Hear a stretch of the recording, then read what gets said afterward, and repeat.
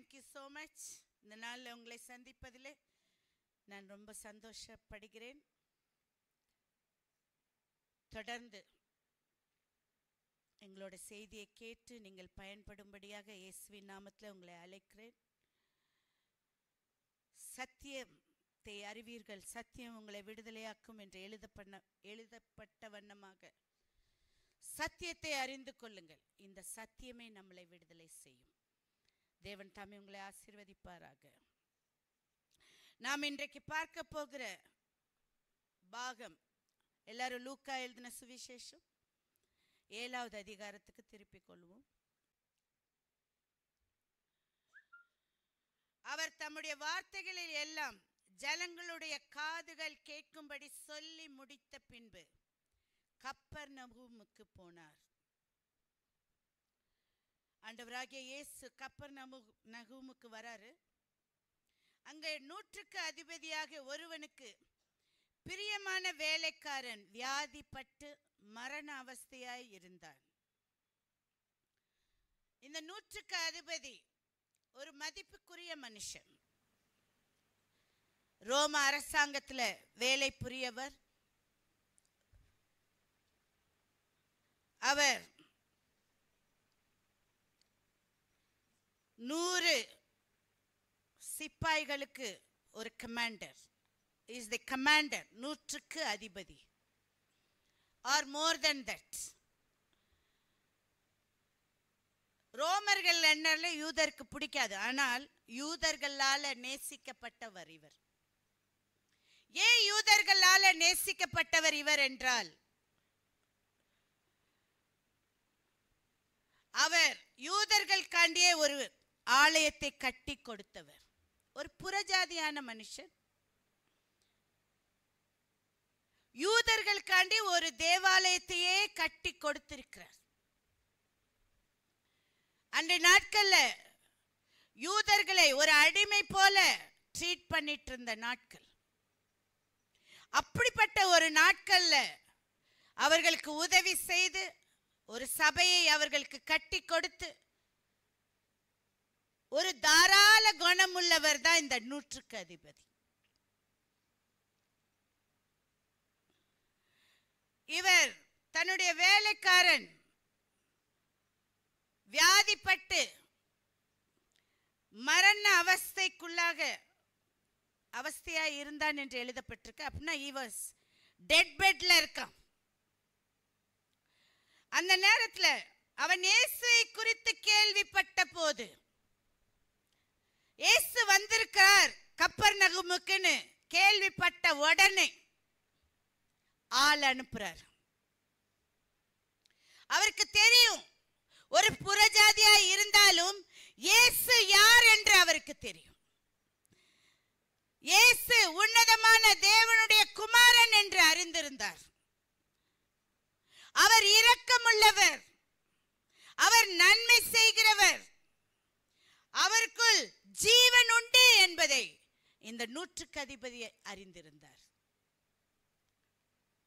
நம்ம எத்தனையோ வருஷங்கள் தேவனுடைய வார்த்தையை கேட்கிறோம், சத்தியத்தை படிக்கிறோம். இயேசு யார், அவர் எப்படிப்பட்ட காரியங்கள் எல்லாம் செய்ய முடியும், என் இயேசுவை வைத்துக் கொண்டே நான் இன்னும் வேதனைப்பட்டு கொண்டிருக்கிறேனே, இன்னும் என் வாழ்க்கையில விடுதலை இல்லையே, இன்னும் செத்த பாகங்கள்ல உயிரடையவில்லையே என்னை ஏங்கிக் கொண்டிருக்கக்கூடியவர்கள் அநேகர். இன்னும் பயத்தினால மூழ்கப்பட்டிருக்கிறேனே, இதுல இருந்து என்னை விடுவிக்க கூடியவர் ஒருவர் இருக்கிறார் என்ற நம்பிக்கை நமக்கு கிடையாது. ஆனா இந்த 100க்கு அதிபதிக்கு இருந்தது. இயேசு கப்பர்நகூமுக்கு வந்திருக்கிறார் என்று கேள்விப்பட்ட உடனே ஒரு சில யூதர்களை அனுப்புறாரு. இயேசுவை என் வீட்டுக்கு வரும்படி சொல்லுங்க. இவங்க எல்லாரும் போறாங்க.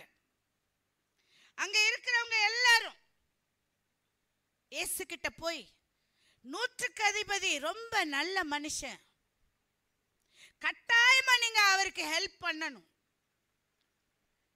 நீங்க உதவி செய்யறதுக்கு கண்டிப்பா அவர் பாத்திரர்.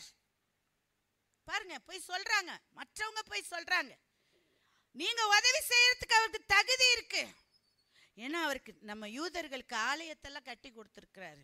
நீங்க கட்டாயம் வரணும் இயேசுவேன்னு சொல்லி அவரை கூப்பிடுறாங்க. 6வது வசனம், இயேசு அவர்களுடனே கூட போனார்.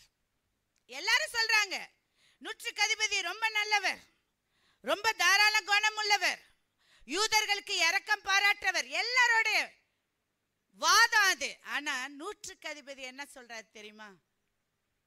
கொஞ்ச நேரம் ஆன உடனே ஒரு வேலைக்காரனை அனுப்புறாரு.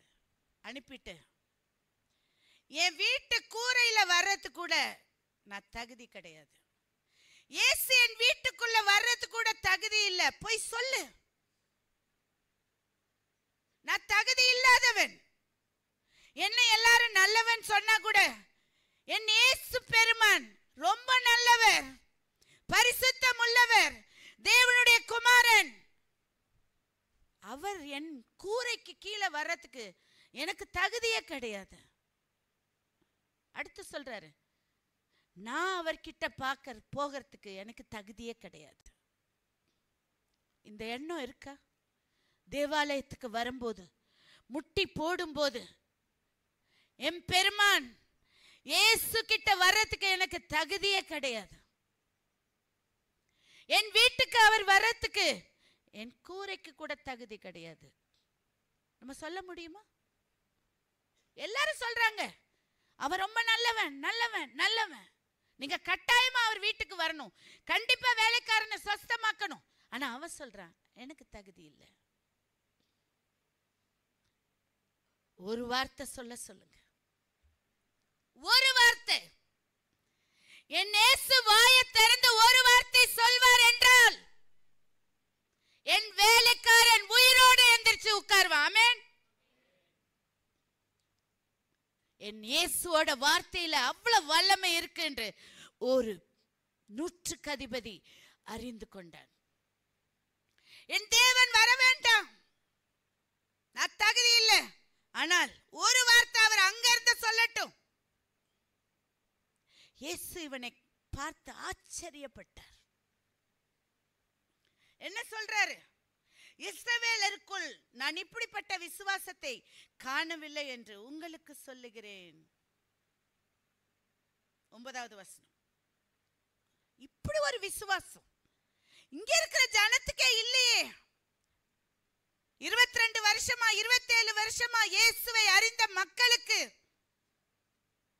எந்த ஜனத்துக்காண்டி இந்த உலகத்துக்கு வந்தனோ அந்த ஜனம் அதை அறியவில்லை. ஆனா இவனோ ஒரு வார்த்தை சொன்னால் போதும் என் வேலைக்காரன் சொஸ்தமாவான்னு இவ்வளவு நம்புறானே. 10வது வசனம், அனுப்பப்பட்டவர்கள் வீட்டுக்கு திரும்பி வந்த போது வியாதியாய் கிடந்த வேலைக்காரன் சுகமடைந்திருக்கதை கண்டார்கள். ஆமென். ஒரு வார்த்தை.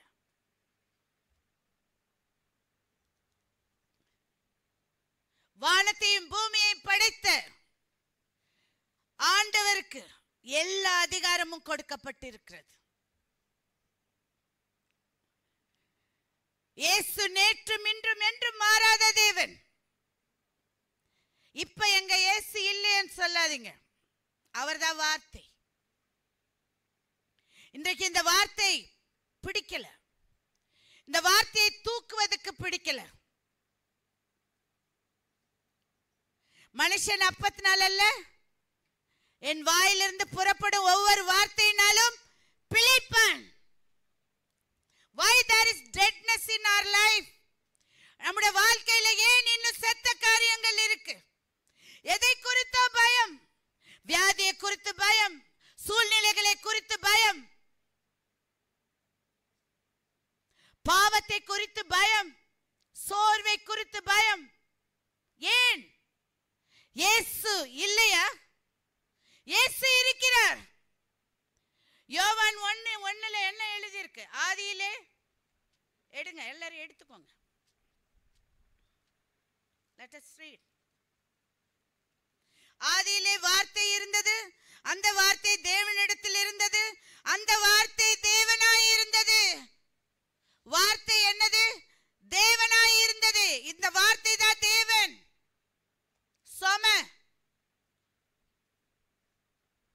அவர் யாவும் அவர் மூலமாய் உண்டாயிற்று. உண்டானது ஒன்றும் அவராலே அல்லாமல் உண்டாகவில்லை. வெளிச்சம் உண்டாகட்டும். ஆண்டவர் படைச்சது எல்லாமே வார்த்தையில தான். வெளிச்சம் உண்டாகட்டும் சொன்னாரு, வெளிச்சம் உண்டாயிடுச்சு. தண்ணி, வானம் எதுவா இருந்தாலும் சரி, ஊரும் பிராணிகளா இருந்தாலும் சரி, அவர் வார்த்தையினாலே எல்லாம் உருவாக்கப்பட்டது. எல்லாம் அவரோட வார்த்தையினால தான். இந்த வேத புத்தகத்துல எழுதி இருக்கிறது எல்லாம் அவருடைய வார்த்தை. அவருக்கு மரணத்தின் மேலும் அதிகாரம் இருக்கு. பலவீனத்துல மேல அதிகாரம் இருக்கு. உன்னோட பயத்தின் மேல அதிகாரம் இருக்கு. உன்னுடைய எதுவா இருந்தாலும், உன் வாழ்க்கையை கசக்கி பிழியக்கூடிய எதுவா இருந்தாலும், உன்னை சக்கைய விடக்கூடியது எதுவா இருந்தாலும் உன் வாழ்க்கையில, அதன் மேல இயேசுவுடைய வார்த்தைக்கு அதிகாரம் உண்டு.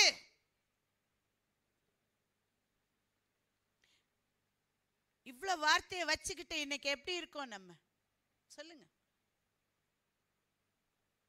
லாசரு மரித்து 4 நாள் ஆயிடுச்சு. கல்லறைக்கு முன்னாடி போய் நிக்கிறார்.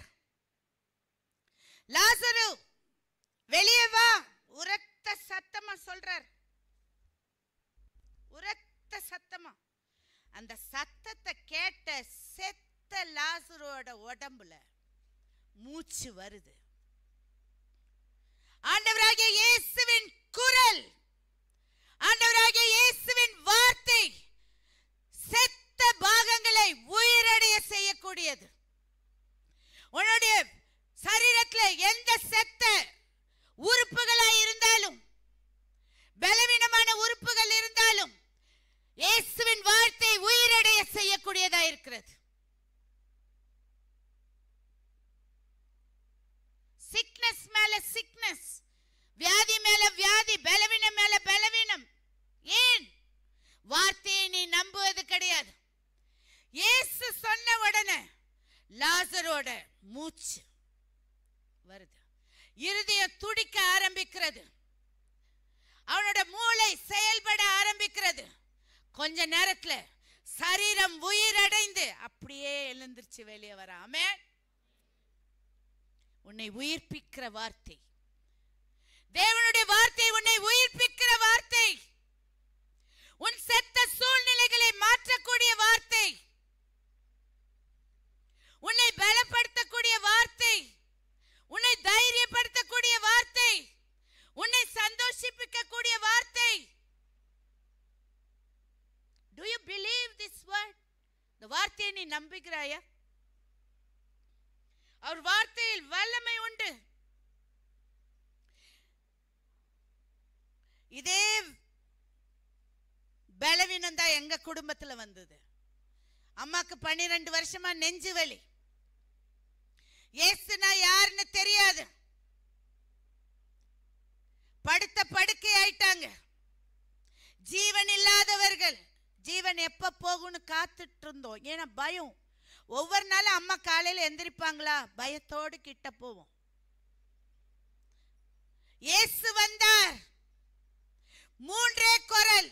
யோவான் 5 படி, யோவான் 5 படி, யோவான் 5 படி.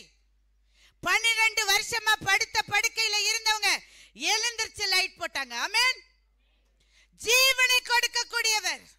தேவனுடைய வார்த்தை மட்டும்தான் வீட்டுக்கு வந்துச்சு. உயிரடைஞ்சாங்க. இன்றைக்கு குடும்பம் வாழ்றோம்னா இயேசுவோட வார்த்தை வந்ததுனால தான் இந்த குடும்பம் இன்னைக்கு ஜீவனோட இருக்கு. இயேசுவின் வார்த்தை உன் வீட்டுக்கு வந்திருக்கிறதா? இயேசுவின் வார்த்தை உன்னோட பலவீனத்துல வந்திருக்கிறதா? இயேசுவின் வார்த்தை உன்னோட துன்மார்க்கத்துல இருந்து உன்னை விடுதலை செய்திருக்கிறதா? இயேசுவின் வார்த்தை அடுத்தவர்களுக்கு ஜீவனை கொடுக்கும்படியாக அது உன்னை பயன்படுத்தி இருக்கிறதா?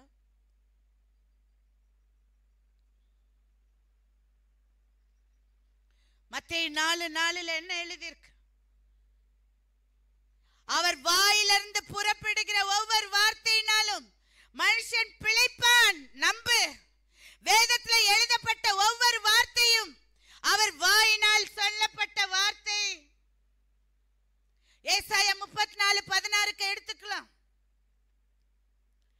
அங்க என்ன சொல்லிருக்கு?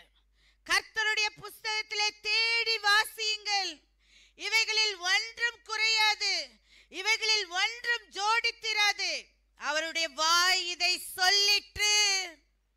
தேவனுடைய வார்த்தை ஒவ்வொன்றும் அவர் வாய் இதை சொல்லிற்று.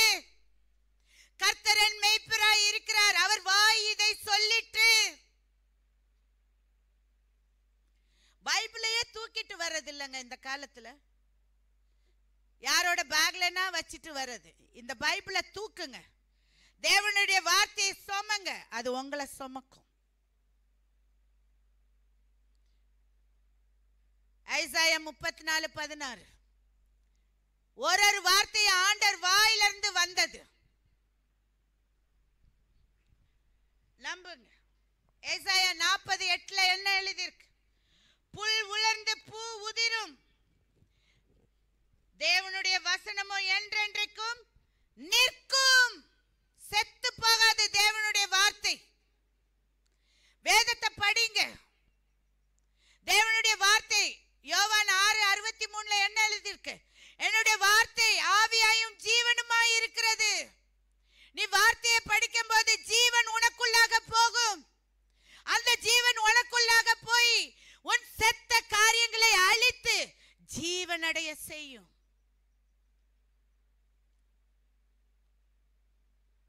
வார்த்தை தான் ஒரு மனுஷனை மாற்றும்.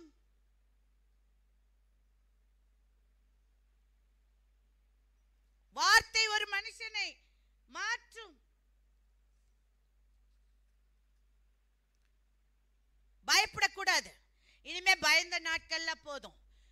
உன்னோட வாழ்க்கைக்கு வேண்டிய எல்லா பதில் இந்த வேதாகமத்தில் இருக்கு. உன் வாழ்க்கையில வியாதியா தொடர்ந்து வேதத்தை படி, உனக்கு பதில் கிடைக்கும். உன் வாழ்க்கையில் போராட்டமா தொடர்ந்து வேதத்தை படி, அந்த போராட்டத்துக்கு வேண்டிய சொல்யூஷனை ஆண்டவர் அங்க வச்சிருக்கிறார். உன் வாழ்க்கையில நிம்மதி இல்லையா? வேதத்தை படி, அந்த நிம்மதிக்கு என்ன வழி என்பதை தேவன் இதில் எழுதி வைத்திருக்கிறார். உன் பிள்ளைகளோட வாழ்க்கையில போராட்டமா? வேதத்தை படிக்க சொல்லு.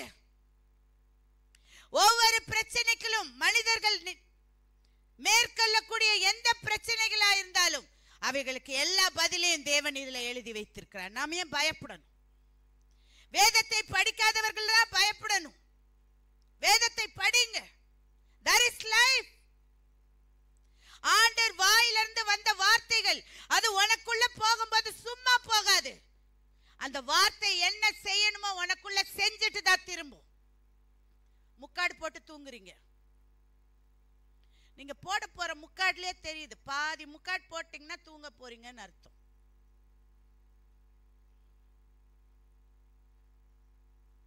ரொம்ப ஜாக்கிரதையா இருக்கணும். எனக்கு படிக்க தெரியல, எனக்கு வசனத்தை படிக்க தெரியல, போட்டு கேளு.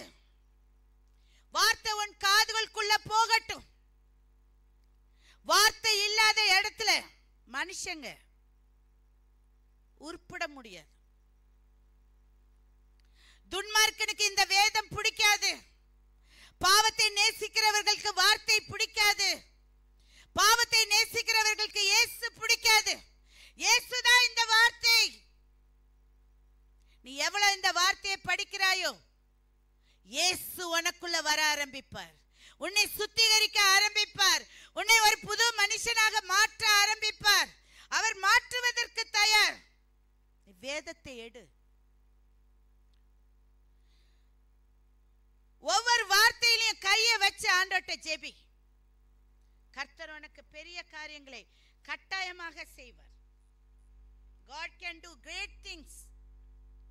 யோவான் 10:10 திருப்புவோம்.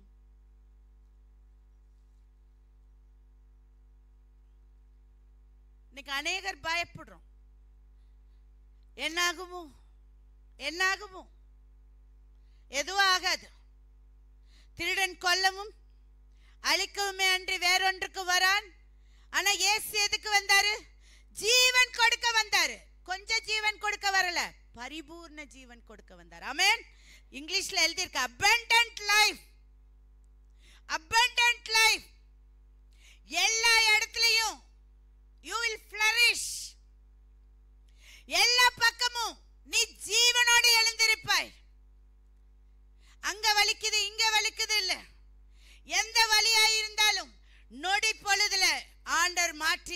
கொடுக்க வல்லமையுள்ளவர். We need not worry. நம்ம எந்த பிரச்சனைக்கு பயப்பட வேண்டிய அவசியம் இல்லை. ஃபுல் லைஃப் கொடுப்பார்.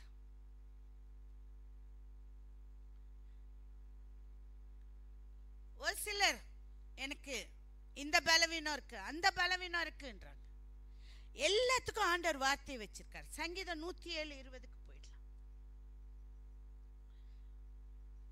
அங்க என்ன எழுதியிருக்கு? அவர் தமது வசனத்தை அனுப்பி அவர்களை குணமாக்கி அவர்களை அழிவுக்கு தப்புவிக்கிறார். ஏன் பயப்படணும்? என்ன ஆகுமோ? சக்கர வியாதி வந்துருச்சு, என்ன ஆகுமோ? நோ சக்கர வியாதி ஆர் நத்திங். 1 தீமோத்தேயு 4:4 திருப்பிக்கோங்க. கர்த்தர் படைத்ததெல்லாம் நன்மைக்காகவே படைத்திருக்கிறார். விசுவாசிக்கணும். 100க்கு அதிபதி மாதிரி வார்த்தையை விசுவாசிப்பீர்களானால் நோ சுகர்.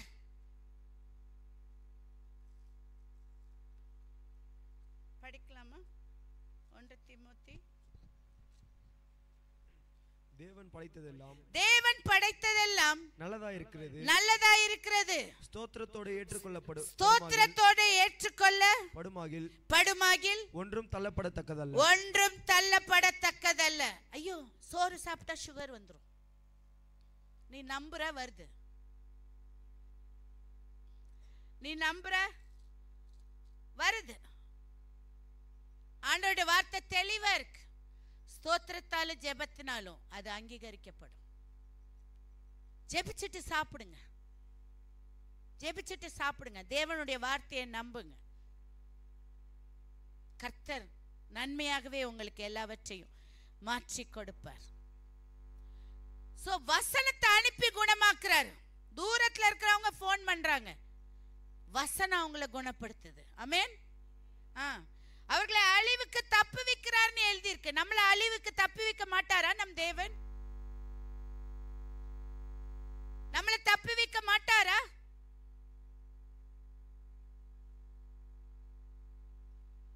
ரொம்ப ஜாக்கிரதையா இருக்கணும். 1 பேதுரு 2:24. நாம் பாவங்களுக்கு செத்து 1 பேதுரு 2:24. ஓகே. நாம் பாவங்களுக்கு செத்து நீதிக்கு பிழைத்திருக்கும்படிக்கு அவர் தாமே தமது சரீரத்திலே நம்முடைய பாவங்களை சிலுவையின் மேல் சுமந்தார். அவருடைய தழும்புகளால் குணமாகிறீர்கள். அவருடைய தழும்புகளால குணமாகிறோம் என்று எழுதப்பட்டிருக்கு. போய் நிக்கணும் அப்பா கிட்ட. இந்த மாதிரி சொல்லிருக்கீங்களே, நீங்க செய்யுங்க. என்னை குணப்படுத்துங்க. தொடர்ந்து என்னோட பலவீனம் எனக்கு இருக்க கூடாது. உன்னுடைய பலவீனத்துல அவருடைய பலன் பரிபூர்ணமா விளங்கும் என்று எழுதி இருக்கிறீங்களே. தொடர்ந்து நான் இப்படி மெலிந்து போக கூடாது. தொடர்ந்து இந்த சோர்வுகள் எனக்கு வரக்கூடாது. ஜீவனடைய செய்யுங்க ஆண்டவரே நாம் கேட்க வேண்டும். இதான் சிலுவையில தேவன் கொடுத்த பரிமாற்றம். அவர் உன் நோய்களுக்கெல்லாம் நோய் எல்லாம் அவர் மேல எடுத்துக்கிட்டார். நம்புறீங்களா? உங்க நோயெல்லாம் அவர் எடுத்துக்கிட்டாரு. உன்னை நோயற்றவனா வாழும்படியாக அவர் சரீரம் பிக்கப்பட்டது. ஏன்? உன்னுடைய சரீரம் பிக்கப்படக்கூடாது என்பதற்காக. நீ சந்தோஷமா வாழணும் என்பதுக்காண்டி அவர் கண்ணீரோடு அழுகையோடு சிலுவையை சுமந்தார். மறந்து போகாதீங்க. கர்த்தர் உங்களுக்காண்டி பெரிய பொக்கிஷத்தை இந்த இடத்துல வைத்திருக்கிறார். இந்த வேத பெரிய பொக்கிஷம். நீங்க படிச்சீங்கன்னா எந்திரிக்கவே மாட்டீங்க. என்னால எந்திரிக்க முடியாது. தேனிலும் மதுரம் என்று சொல்றது கரெக்ட். இந்த உலகத்துல இருக்கக்கூடிய விசேஷித்த சாப்பாட்டை காட்டிலும் என் தேவனுடைய வார்த்தை ருசியான வார்த்தை. இன்றைக்கு கிறிஸ்தவர்கள் அழிந்து கொண்டிருக்கிறார்கள். எதற்காண்டி? வேதத்தை அறிவது கிடையாது. என் ஜனங்கள் தேவனுடைய அறிவை வெறுத்தார்கள் என்று எழுதப்பட்டிருக்கு. என் வசனத்தை வெறுத்தார்கள்.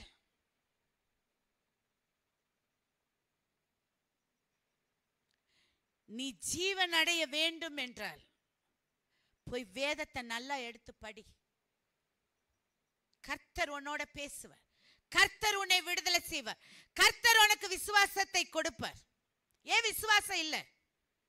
தேவனுடைய வார்த்தையை நம்புறது கிடையாது. So go to the word of the Lord. எரேமியா 30வது அதிகாரம் 17வது வசனம். நம்ம பயப்பட வேண்டிய அவசியமே கிடையாது. படிப்பா. அவர்கள் உன்னை விசாரிப்பற்ற சீயோன் என்று சொல்லி உனக்கு தள்ளுண்டவன் என்று பெயரிட்டபடியால் நான் உனக்கு ஆரோக்கியம் வர பண்ணி உன் காயங்களை ஆற்றுவேன் என்று கர்த்தர் சொல்கிறார். சீன்னு சொல்லிட்டாங்க. என்னை யாருமே கவனிக்க மாட்டாங்க. என்னை பார்க்கிறதுக்கு ஒருத்தருமே கிடையாது. கவலைப்படாத. ஆண்டவர் சொல்றார், நான் உனக்கு ஆரோக்கியம் வர பண்ணி உன் காயங்களை ஆற்றுவேன் என்று கர்த்தர் சொல்லுகிறார். கர்த்தர் இல்லையா உன் வழியை பார்க்கிறதுக்கு, உன் காயங்களை பார்ப்பதற்கு, உன் வேதனைகளை பார்ப்பதற்கு? கர்த்தர் ஒருத்தர் இருக்கிறார். மத்தேயு 11:28 வருத்தப்பட்டு பாரம் சுமக்கிறவர்களே நீங்கள் எல்லாரும் என்னிடத்தில் வாருங்கள். கடல் ஒருத்தர் கூட தள்ளல. எல்லாரும் என்கிட்ட வாங்க, நான் உங்களுக்கு ரெஸ்ட் கொடுப்பேன். நான் உங்களுக்கு இளைப்பாறுதல் தருவேன். நான் உங்களை சுகப்படுத்துவேன். நான் உங்க கண்ணீரெல்லாம் துடைப்பேன்.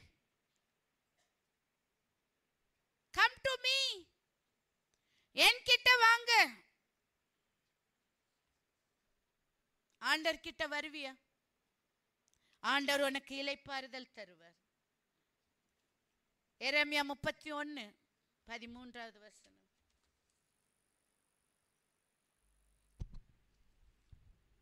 அப்பொழுது கன்னிகைகளும் வாலிபரும் முதியோரும் கூட ஆனந்த தக்களிப்பாய் மகிழ்வார்கள். நான் அவர்கள் துக்கத்தை சந்தோஷமாக மாற்றி அவர்களை தேற்றி அவர்கள் சஞ்சலம் நீங்க அவர்களை சந்தோஷப்படுத்துவேன். இப்படிலாம் ஒரு வார்த்தை இருக்கு பாருங்க. அவர்கள் துக்கத்தை சந்தோஷமாக மாற்றி அவர்களை தேற்றி அவர்கள் சஞ்சலம் நீங்க அவர்களை சந்தோஷப்படுத்துவேன். உன் குடும்பத்தை பண்ண மாட்டாரா? உன் பிள்ளைகளுக்கு பண்ண மாட்டாரா? உனக்கு பண்ண மாட்டாரா? ஏன் நம்ம நம்புறதில்லை? 100க்கு அதிபதி நம்பினார். இந்த வார்த்தையில ஜீவன் இருக்கு. என் இயேசுவின் வார்த்தையில ஜீவன் உண்டு. எல்லா மரணத்தையும் ஜெயிக்க கூடியவர் என் இயேசு. கடைசியாக ஏசாயா 25:8க்கு திருப்பிக்கலாம்.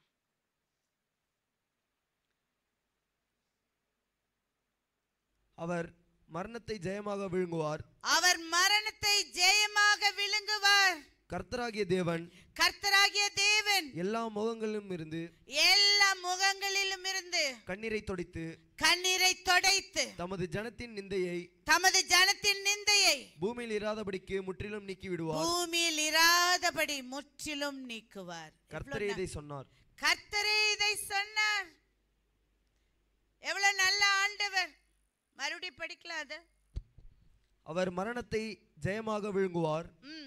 கர்த்தராகிய தேவன் எல்லா முகங்களிலும் இருந்து கண்ணீரை துடைத்து தமது ஜனத்தின் நிந்தையை பூமியில் இராதபடிக்கு முற்றிலும் நீக்கி விடுவார். கர்த்தரே இதை சொன்னார். டாக்டர் கெடுவே கொடுத்துட்டா கூட நம் தேவன் மாற்றுவார். ஆமென்.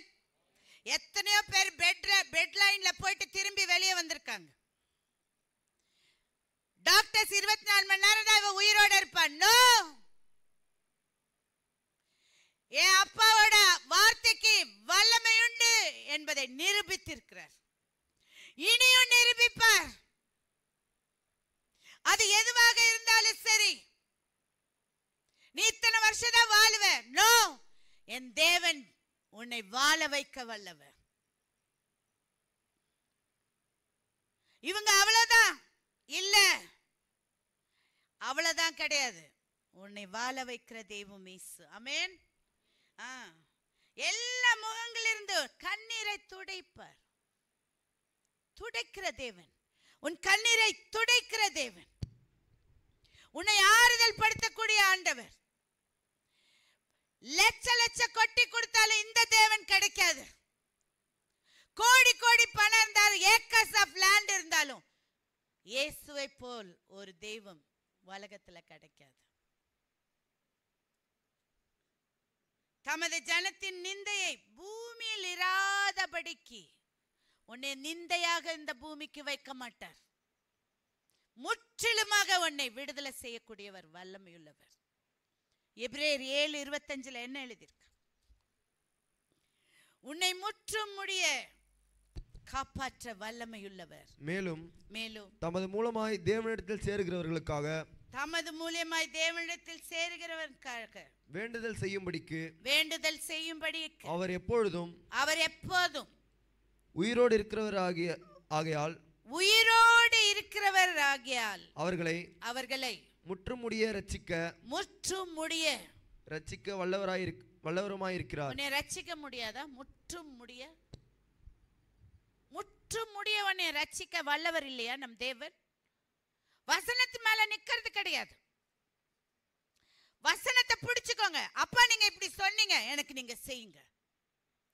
என் வாழ்க்கையில அப்படிதான் ஓடிட்டு இருக்கு. Lord, you said you do it. வசனம் படிக்கிறவங்க அசைக்கப்பட மாட்டாங்க. கண்மலையாகிய கிறிஸ்துவின் மேல் கட்டப்பட்ட அஸ்திபாரம் ஸ்ட்ராங்கா நிற்கும்.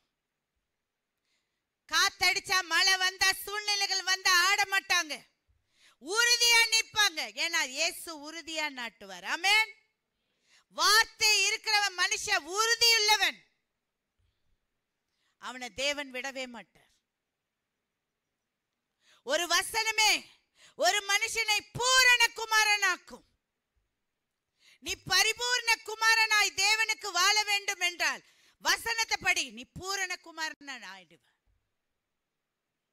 சோ அந்த 100க்கு அதிபதிக்கு இருந்த அந்த விசுவாசம், சாக கடந்த அந்த வேலைக்காரன் மறுபடியும் ஜீவனோடு எழுந்திருக்கிறத பார்க்கிறோம்.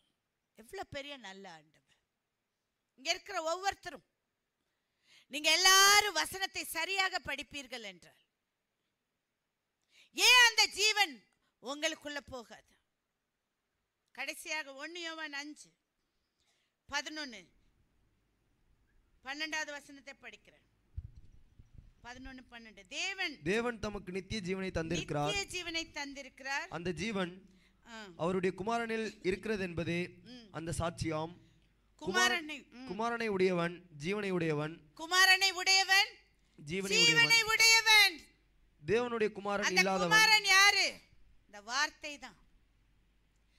வசனம் உடையவன், ஜீவனை உடையவன், வார்த்தையை உடையவன், ஜீவனை உடையவன், குமாரனை உடையவன், ஜீவனை உடையவன். உனக்கு ஜீவன் வேணும்னா வசனம் படி. உன் பிள்ளைகளுக்கு ஜீவன் வேணும்னா வசனத்தை படிக்க சொல்லு.